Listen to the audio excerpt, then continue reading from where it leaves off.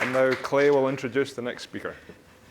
I have 3 minutes and 1 minute of script-ish, but I'm going to go off script. I'm Clay Reed, senior investigator, and I'm a bit of a pack rat. Not terrible, but a bit of a pack rat. When we moved here, we had 1,000 boxes, and several of them were my homework. And Carol said, "Why are you saving your homework?" And I love my old math classes. I really love them. And she said, "Okay, Clay, what she doesn't know, and you're about to find out, is that I save other people's homework as well." And I taught a systems neuroscience course for 5-10 years at Harvard.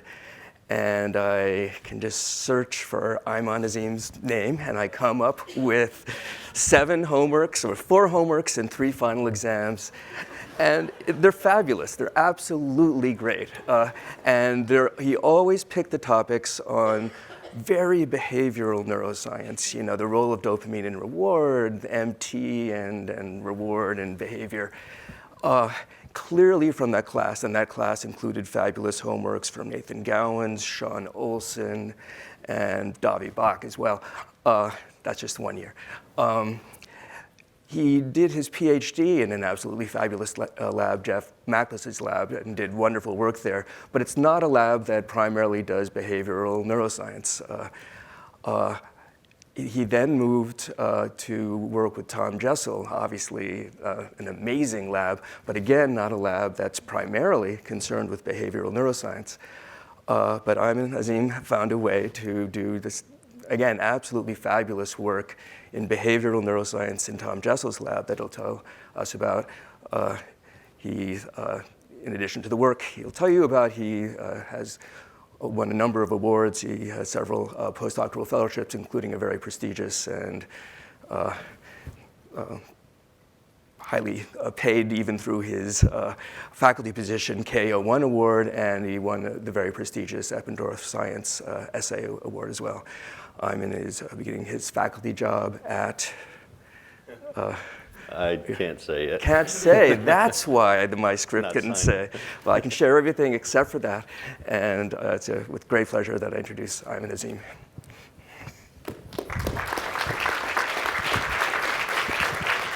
Thank you. It's not secret. We just haven't finished our decision yet, my fiance and I. Thank you for the very nice introduction, Clay. I have a very belated thank you. I want to thank you for putting me on your vision training grant 10 years ago, even though what I was working on had nothing to do with vision. So appreciate that. You were, but you're still a success story. I want to thank everybody at the Allen Institute. It's really an honor to have the opportunity to contribute to the NGL committee and really to get to present some of my work here today. So what I'm going to be discussing is my efforts to explore the neural basis of skilled movements. So why study movement? Well, movement represents it's our means of interacting with the world. It's how we translate our intents and our desires into action. And I think that arguably one of the most impressive accomplishments of the mammalian motor system is our ability to move our limb very rapidly and precisely towards a target. So that can be everyday things that we're all doing here when you're grabbing your coffee cup. Or for any of us who've ever worked near a fly lab, it's what we often have to do in the lunchroom. So this is a postdoc in our lab. So I can't quite do this. This is impressive, but even the everyday behaviors like reaching out and grabbing a cup are actually quite remarkable when you think about it. Somehow, we're able to very precisely coordinate the contraction of dozens of muscles, even in just one limb, to bring our hand, or a tool in this case, to a very specific point in space. So essentially what I'm interested in exploring is how does the nervous system accomplish this speed and this precision? How does it accomplish this fidelity between what we want to accomplish and what our motor system actually does accomplish? So one big question is, well, what do we know about these behaviors? Well, one important thing that we know is that these movements are not ballistic, meaning it's not a single burst of motor neuron activity and muscle contraction that brings the limb exactly to the target, but rather the motor neuron activity is very rapidly tweaked and updated throughout the course of the behavior to refine the trajectory of the movement and bring the limb to the desired location. So that brings up a question. What's the simplest possible schematic about how the nervous system might accomplish? Well, I think this is probably the simplest thing you could come up with. So this is Clearly, we generate motor plans in supraspinal centers in the brain, for example, the cerebral cortex and subcortical structures. These get translated into motor commands that are eventually conveyed down to the spinal cord. And these commands, of course, elicit motor neuron excitation and eventually muscle contraction. And when we move, we generate feedback. So this can take the form of proprioceptive feedback from our muscles. It tells us about the location of our limb in space, visual feedback, all kinds of sensory feedback. And this feedback gets transmitted back into the central nervous system. And in principle, we can use that feedback to assess the outcome of our behavior and make these corrections. But there's at least one major limitation to this simple scheme. And that limitation is that sensory feedback is inherently temporally delayed. It takes time for feedback to get from the periphery back to the central nervous system. And these temporal delays introduce at least two serious challenges that the motor system has to solve. Now, one major challenge is how do you maintain stability? So a well-known feature of systems that are driven by negative feedback is that they can become unstable if that feedback is delayed. And this is a concept pretty much borrowed from engineering control theory. So what do I mean by that? Reza Shadmir, a motor control neuroscientist at Johns Hopkins, and some of his colleagues brought up a really intuitive example in a recent review that I wanted to raise. So we've all been to a hotel where you're not used to the shower. You don't know how much to turn the knob to get to the desired temperature. So you turn the hot water knob. There's a delay between your motor output of turning the knob and the feedback of the changing water temperature. So you keep turning it, and you end up with scalding hot water. Of course, then you turn the cold water knob, same problem. You end up with ice cold water. And if you keep doing this, you're going to oscillate between hot and cold. And this system is essentially unstable. So one simple way to introduce stability into the system is to reduce the gain of the delayed feedback, reduce the impact that this changing water temperature has on your motor output. So you turn the knob incrementally and you wait, and eventually you end up at the desired temperature and there's stability in the system. So one major question is, does the central nervous system, and the spinal cord in particular, have a similar kind of sensory gating or sensory gain control mechanism that can reduce the impact that this delayed feedback has on motor output? Now, a second major issue is even if you're able to maintain stability in the system through sensory gain control, these temporal delays introduce a big challenge for these rapid corrections. And that movement I just showed you, when he's grabbing the fly, he's able to make these very rapid corrections to his trajectory. And those corrections happen frankly, too quickly for much of our delayed sensory feedback to be of any use. So one idea that's been around in the field for a long time is that a nice strategy would be to have these motor command pathways branch off and convey copies of these commands internally, for example, to the cerebellum. And the cerebellum is hypothesized to take these internal copies, these efference copies, and generate online predictions of the outcome of that motor command. And so that is done without nearly as much temporal delay. And in principle, that predicted output could be used to make corrections when necessary without having to wait for a lot of this delayed sensory feedback. So I think these are really nice ideas. They've driven the motor field forward in a conceptual way for a number of decades. However, it's been very difficult to actually test these ideas and see what putative gain control and copy pathways might contribute to behavior, because traditional experimental methods have lacked the selectivity to actually access these pathways and ask those questions. So electrical stimulation, lesioning, pharmacology, they've all been very informative, but it's very hard to get selective access to these kinds of neural circuits. So for that reason, I've decided to use the genetic accessibility of the mouse, and I don't need to justify that to this audience, but I do want to note that one of the places where, at least in a first approximation, where we have a pretty good understanding of the molecular diversity of neural circuits is in the ventral spinal cord, where we know that there are different classes of heterogeneous but molecularly defined interneurons that all conspire to regulate the activity of motor neurons. And what we can do, of course, is to access neural circuits selectively or subtypes selectively, turn them on, turn them off, remove them completely, and actually see what they contribute to the behavior. So before I describe how we use the mouse to get access to putative gating and copy pathways, we first had to figure out, well, how do we, in an unbiased way, quantify these types of skilled reaching movements in the mouse? And luckily, I didn't have to start from scratch here. Ian Wishaw and his colleagues have done a great deal of work showing that rodents actually perform these movements quite well. And there's a great deal of conservation in the structure of these reaching and grasping movements between rodents and primates. And I think that suggests that by studying the neural basis of these movements in rodents, we can actually get insight into evolutionarily conserved and evolutionarily divergent aspects of mammalian motor behavior. So there's reason to think that the mouse will be very useful. So what I did is take this basic assay where the mouse is trained to reach for a food pellet and I modified it and added essentially an unbiased quantitative approach to it. So I'm using 2 high-speed, high-resolution cameras to capture these movements. I track automatically the location of an infrared reflective marker that I affix to the paw, and this allows me to reconstruct the movements in 3 dimensions and essentially look at any aspect of the kinematics that I want to explore. And so what I want to show you next is just a typical reach. So this reach I'm about to show you is slowed down to about 5% real time. These movements typically take 200 or 300 milliseconds. So this is an example of a successful reach. And you can see when you slow it down, it's actually pretty impressive. If in real time, it just looks like he's shoveling the pellet into his mouth. But what he's really doing is he's reaching out, he's extending his arm, co-contracting the muscles in his limb, pronating, extending the digits, grasping and retrieving, just like we would. And what we can do is, of course, look at many aspects of the kinematics. This is a trajectory in 3D of the paw. This is the velocity with relation to the distance to the target. Of course, we can do this many times across reaches, across mice. We can look at successful reaches and misses. And what we find is these movements are actually quite stereotyped. And this gives us, again, this unbiased quantitative assessment of this type of behavior in the mouse. And this will really allow us to see, well, what happens when we manipulate the neural circuits that we're interested in. So to get to that first circuit, so that this issue of gain control, sensory gating that could potentially maintain stability in feedback-driven circuits.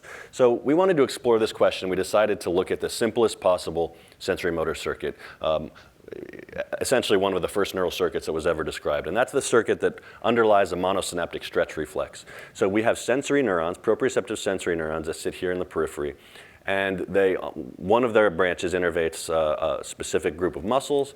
The other branch extends into the central nervous system where they excite the motor neurons that innervate that same muscle. That's the monosynaptic stretch reflex circuit. And so one question is, well, is there a gain control mechanism? Because this sensory feedback is going to be delayed. And we've actually known for decades, since the pioneering work of Frank and Fortes and Eccles, that there is actually a specialized class of inhibitory neurons that exist in the spinal cord and in other parts of the nervous system called presynaptic inhibitory neurons, or what I'm going to call GABA pre-neurons. And what distinguish these neurons from the far more abundant postsynaptic inhibitory or GABA post neurons that we're more familiar with. These are the neurons that would target, of course, the soma or the dendrites of their target neurons. What distinguishes these GABA pre-neurons is that they only target the axon terminals of incoming sensory afferents, and they completely avoid dendrites and the somata of other neurons. And so what's been shown over the course of many years looking at these GABA pre-neurons in cats and in primates is that these neurons can actually reduce the gain of this feedback. They can reduce the probability of sensory transmitter release and therefore reduce the impact that it has on motor neuron excitation. And one really nice thing about GABA pre-neurons is their selectivity. Instead of having a broad effect on motor neurons, they can selectively inhibit only one incoming input to the neuron. So these look like they're well placed to mediate this sensory gain control, but it's been very difficult to assess whether they actually contribute anything to movement, because traditional approaches like pharmacological inactivation will perturb GABA pre and GABA post neurons simultaneously, since they both use GABA as a neurotransmitter. So this is where the mouse comes in. So Andrew Fink, a former graduate student in the lab, decided to take advantage of the fact that GABA pre-neurons were recently identified in the Jessa lab and in Andrew Todd's lab to selectively express one of the 2 major GABA synthetic enzymes, GAD2, at least in the adult spinal cord. And so what you can see here is a blue sensory afferent bouton labeled by VGLUT1 contacting this very big motor neuron in green. And these red dots are the axonal terminations of the GABA pre-neurons onto the sensory afferent, but not onto the motor neuron. And so Andrew took advantage of a Cre recombinase, a mouse that expresses Cre recombinase from the GAD2 locus. And in work I don't have time to describe today, he used an in vitro preparation that he developed to express channel rhodopsin in these GAD2 neurons. So here you can see YFP channel rhodopsin in these presynaptic inhibitory axonal terminals, and they're contacting these sensory afferents in blue. And he basically demonstrated that these GAD2 neurons are indeed presynaptic inhibitory neurons. They can reduce the gain of sensory afferent feedback. So next we decided to team up and see, well, what do they contribute to motor output, to this type of reaching behavior? So I made a virus that selectively expresses diphtheria toxin receptor only in Cre recombinase expressing neurons. And as I'm sure many of you know, diphtheria toxin receptor is completely innocuous to mouse neurons until you give diphtheria toxin, and then the neurons are eliminated in a matter of days. And this approach works very well. So here again, you see these red GABA pre-axonal terminals before you give toxin, labeled here by GAD2, and after we give toxin, they're eliminated. We don't affect any of these GABA post neurons. So what happens to the behavior? So you can see this mouse is having a lot of trouble. There's this very characteristic undulation or oscillation of the limb. The success essentially drops down to 0. And I think these oscillations are even more apparent. So here is trajectory in 3D space, before in blue and after toxin in red. And probably most obviously here in this velocity plot. So every time the velocity drops below 0, that's a reversal in the direction of the movement. So the limb is really moving back and forth as the mouse is approaching the target. So we wanted to know, well, what might be the origin of these oscillations? There can be oscillations in the nervous system for a number of reasons. And one source could be sort of a resting tremor, a resting oscillation in these circuits. So we look more carefully at the behavior, and what we find is that at rest, the limb looks normal. It's not oscillating. The mouse is exploring the box. As soon as he's going to smell this chocolate-flavored pellet and decide to reach for it, you see this sudden onset of this oscillation. Again, this is slowed down to about 5% real time. And what we find when we look at the kinematics is the kinematics are actually normal at the beginning of the movement, and these oscillations really emerge as the movement progresses. So we wanted to look more carefully at these oscillations, and we found something actually pretty surprising. Across, not just reaches in the same mouse, but across all of the mice we looked at, you see this very consistent oscillatory frequency here at around 20 hertz, and this very consistent decay time. So these oscillations decay, and then across reaches, across mice, there was a surprisingly little variability in this oscillation frequency and decay. And so what that brought to mind is, well, this looks a lot like a very simple damped harmonic oscillator, an oscillator that's going to oscillate at a specific frequency and decay with a specific decay time. So we teamed up with Larry Abbott at Columbia, and what Larry did is develop a simple model of a limb with a single joint, and this joint can be driven by flexor and extensor torques. And in this model, what we can do is we can change the level of the feedback gain by changing this value h. So low gain will mimic the presence of presynaptic inhibition. High gain, high h, will mimic the elimination. And what we see is with presynaptic inhibition present, you get this very smooth angular velocity, this smooth movement of this simple modeled limb. When you increase the gain and remove this inhibition, you see these damped harmonic oscillations that look remarkably like what we see in the mouse. And one thing emerged from looking at this model that we found really interesting. So there's this relationship between the frequency of the oscillation and the level of the gain.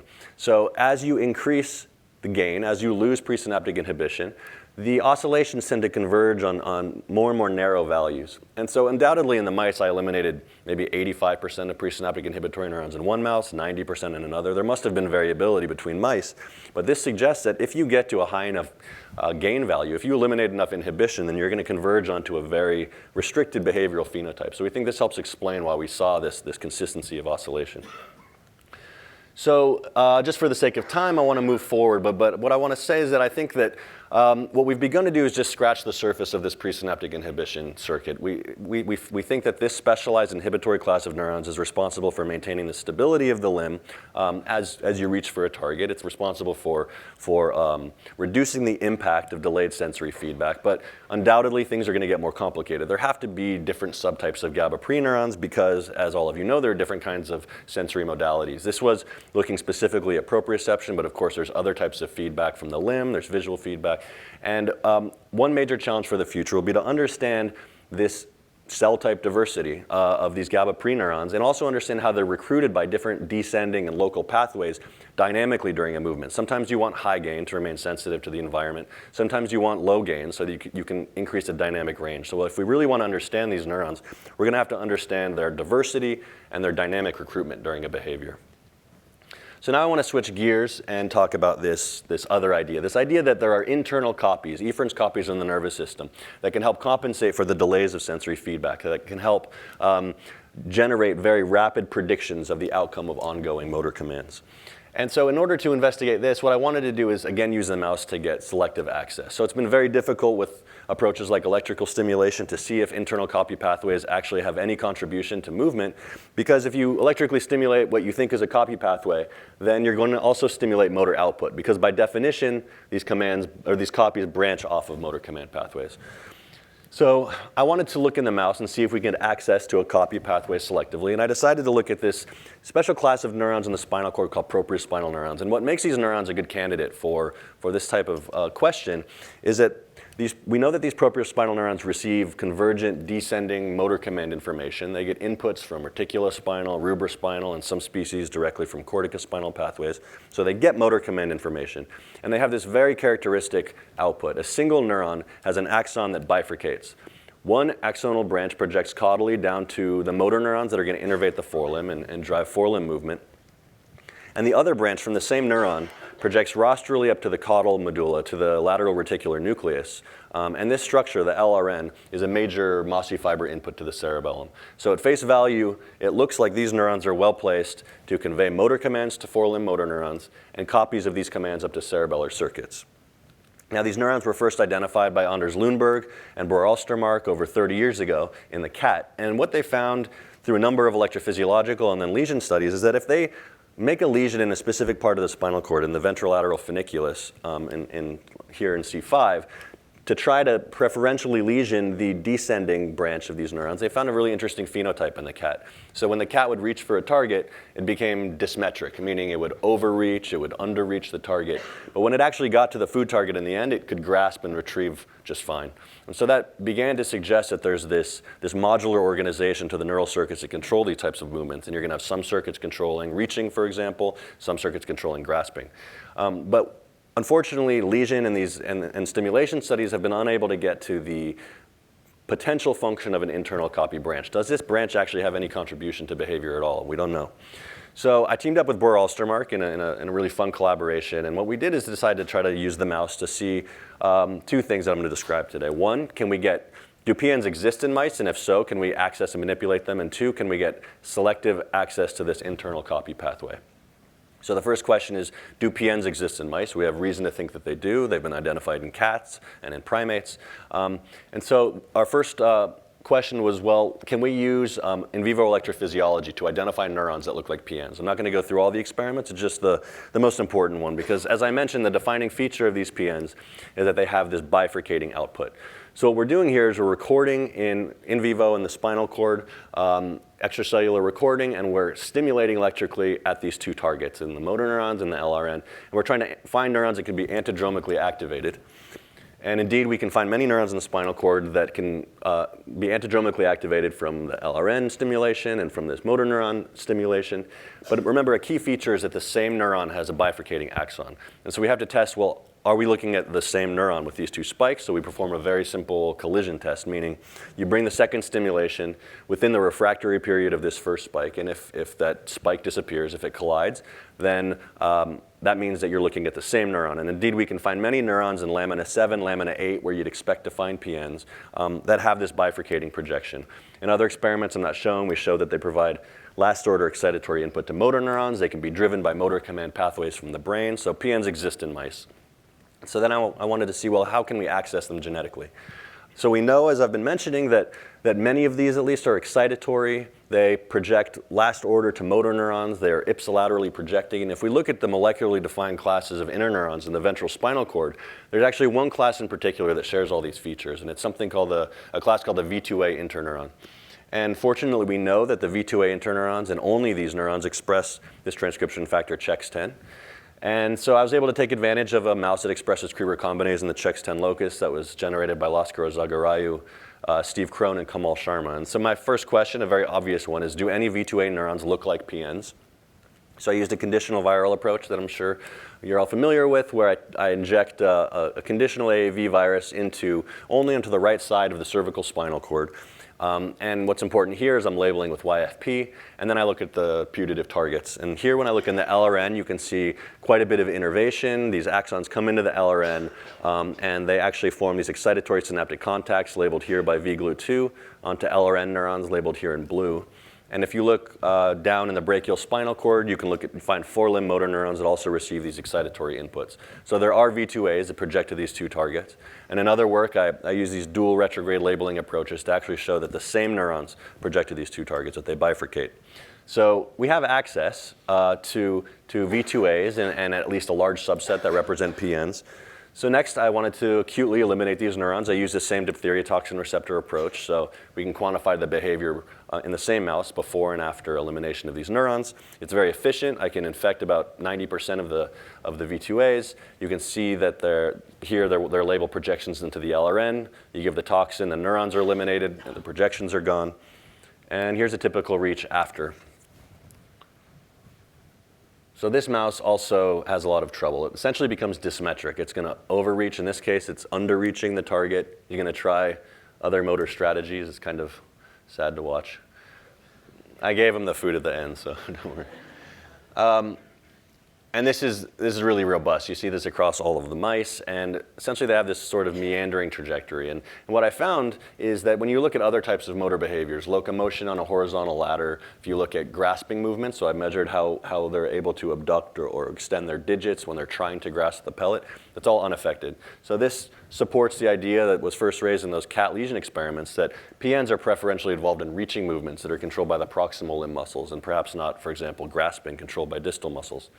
And I think one of the more striking things from this experiment is that, I'm using the exact same viral approach in the exact same region of the spinal cord and the exact same behavioral assay to look at these two different populations, and you see these dramatically different phenotypes. So not surprisingly, different neurons do different things, but what this really, I think, demonstrates is that you can use this genetic dissection approach as long as you have a quantitative and unbiased behavioral assay to really get at distinguishing functions. You're not just messing up reaching, you're messing it up in very different ways, and you can really try to identify what these circuits are contributing to behavior. So in the last few minutes, I just want to talk about how we were able to get selective access to this internal copy pathway. So in order to see if I can manipulate this pathway selectively and see if it has any contribution to behavior, I decided to use an optogenetic approach. So here I'm infecting channel rhodopsin in the propriospinal neurons, and the trick here is to photostimulate only at the axon terminals up here in the LRN. And so what this allows me to do in principle is potentially manipulate only the internal copy branch, the output of this branch, and leave the rest of the neuron unaffected. We had to test that very carefully, of course. So in the first experiments, what we wanted to do is, can we even activate the pathway? So here we're using our in vivo physiology, recording here in the LRN, and photostimulating the axon terminals of the PNs. And as you can see clearly, when you photostimulate, you see a pretty robust activation of LRN neurons. And when we go neuron by neuron through extracellular recording, and in some cases intracellular, we can find that we can recruit about 40% of LRN neurons, at least in the caudal LRN. So this is a major input to this structure. And in work I'm not showing today, we tested in a number of different ways whether we're having any antidromic recruitment of these neurons. Because if you photostimulate and you generate an action potential that travels back down this neuron, then you recruit the motor neuron path too, and you're going to lose your selectivity. So we looked and found a lot of evidence that there is actually no antidromic activation in this circuit, and I can get to that later if anybody wants to know more. So I looked during the behavior, and here I'm stimulating at 20 hertz, and what you find is that every time you photostimulate these terminals, you see a very clear and severe perturbation of the movement.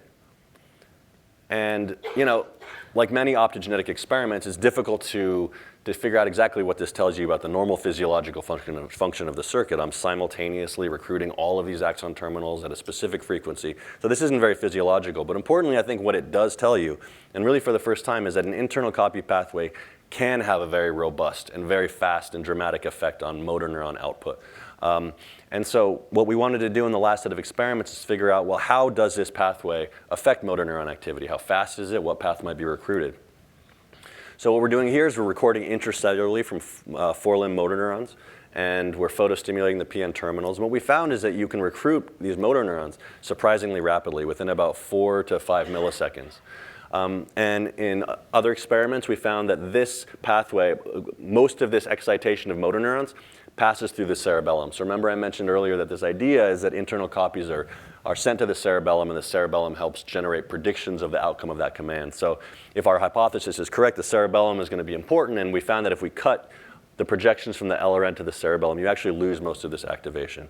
So essentially what we found is this very rapid cerebellar feedback circuit, and right now we're characterizing the number of synapses. I mean, you're limited in this amount of time how many synapses you can pass. Our hypothesis is that these project directly to deep cerebellar nuclei neurons, which form connections onto reticulospinal neurons. And these reticulospinal neurons can have very fast activation of motor neurons. We've shown that a reticulospinal neuron can activate a motor neuron within about a millisecond. So we think we've identified this very fast feedback pathway that recruits the cerebellum. And so to put it in context, if you think about a reaching movement that lasts 200 to 300 milliseconds, a cerebellar feedback loop that can update motor neuron activity every 5 milliseconds or so could be very useful for very rapidly refining the trajectory of the movement throughout the course of the behavior. So, of course, this is just the beginning. And so as I start my lab, one of the things I'm going to be looking at is, well, how can we better characterize the actual contribution of these internal copies to behaviors like reaching and other aspects of motor control. So of course, first, better access is always important. So I'm getting increasing the precision of our access to LRN neurons. I'm using some Allen tools, so thank you. It's very helpful. And of course, different types of internal copy circuits coming from the spinal cord, not just V2As, but they're inhibitory and contralateral circuits that also send these copies up to the LRN, and using transsynaptic techniques to try to get access to specific circuits, jump from one internal copy pathway into their postsynaptic targets in the LRN. So we can use all of this genetic access to then ask more refined questions, to refine our behavioral assays. So what I'm doing now is attempting to quantify the activity of these internal copy circuits. So here I'm showing imaging by implanted grin lens. We can also do electrophysiological recording for behaviors where we need higher temporal resolution. And the goal is to try to correlate the activity of discrete internal copy pathways and their targets in the LRN with specific aspects of movement. For example, the kinematics I've been showing you, or the kinetics, like muscle contraction, muscle force, to try to really figure out what information is conveyed by a specific internal copy pathway. And ultimately, then what we want to do is inhibit these pathways, do selective loss of function with high temporal resolution. And essentially inspired by decades of work in human and non-human primates, we can do these behavioral tests where you, for example, perturb the limb, perturb target location, and see how the mouse is able to make very rapid corrections and see how internal copies contribute to those rapid corrections. So to sum up, what I've been telling you about today is our efforts to use mouse genetics to get better access to sensory gain control and copy pathways. And I think that these initial attempts and successes in the spinal cord have given me a lot of hope that we can continue to use this reductionist approach, essentially dismantling these neural circuits one element at a time, not to just get a better sense of how mice perform skilled behaviors, but by extension, how conserved features of this big repertoire of skilled four-limb behaviors might be accomplished all the way from rodents to primates. And so I think the most important slide is this one. So what I want to do, of course, is thank Tom. Tom Jessel has been an incredible postdoctoral advisor, a really inspiring mentor, and has just really supported everything I wanted to do on this project, so it's been fantastic postdoc. Everybody I worked with on the GABA pre-project, especially Andrew Fink, he's a former grad student in the lab, he's now a postdoc in Richard Axel's lab, and he spearheaded this project, and we really got to team up at the perfect time to try to figure out how these neurons contribute to reaching. My collaborators on the propriospinal neuron project in Umeå University in Sweden, we have an ongoing collaboration. It's really fun to work with Bror and his postdoc, Zhuan Zhang. Katie's a really diligent technician, and everybody in the lab. And I want to thank a number of people who've contributed conceptually and methodologically to all the work I've done during my postdoc. And these, of course, are all the funding sources that I'd want to acknowledge. And finally, I want to again thank the Allen Institute for the invitation. I've had a lot of fun yesterday and today, and I'm really looking forward to meeting a lot of you tomorrow. So thank you.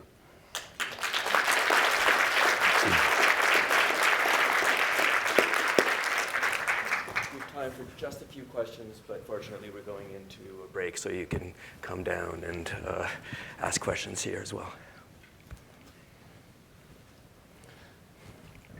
So if I remember correctly, some of the models for cerebellar function were two contrasting models. One, which it is building a forward model versus a backward model.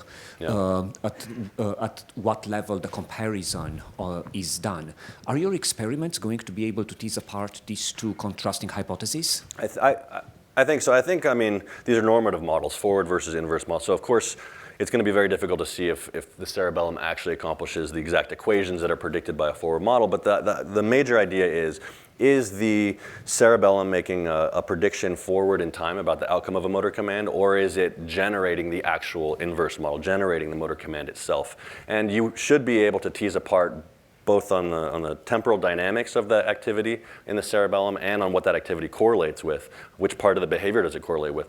You should be able to tease apart those questions. The problem is the cerebellum, I mean, it's been a source of fantastic theory and fantastic experimental work for decades, but it's been very hard to figure out that question and many other questions. And I think it's because there's such a diversity of inputs. Granule cells are more than half of the neurons in the whole brain. And so what's going to be essential, I think, is to really understand the information that's coming in. So that's why I'm focusing on the internal copy PN circuits and the LRN. And once we have a good sense of exactly what that discrete internal copy is, then I feel more comfortable going into the cerebellum before asking that question. So hopefully we'll get there, yeah. Let's take the last formal question from Tom Daniel, and then afterwards people can come down. Is this on? Yeah. So I really, really like your control theoretic analysis of the stability of the system. Yeah. There are several delays that can occur throughout the entire feedback loop, from issuing of motor commands to the execution of the motor command to sensor delay. And gains could theoretically be adjusted anywhere in the loop. Absolutely. So what's your thinking about not just modulation of sensory gain, but modulation of gain of motor output?